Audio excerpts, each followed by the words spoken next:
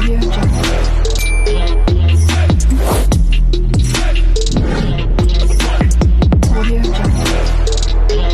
the day, this video is about ginataang tulingan. Let's go guys! To cook ginataang tulingan, follow these steps.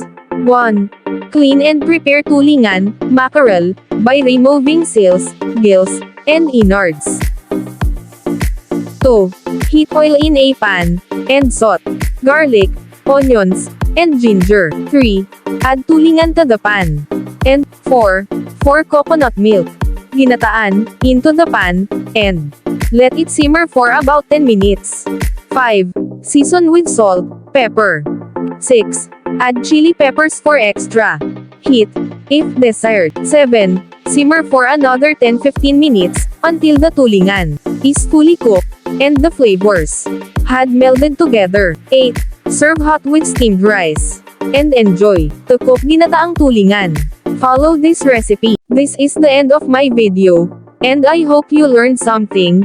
Please like and subscribe to my channel, Lloyd Darola, so that you will be updated on my next uploads. Thank you. God bless and bye-bye.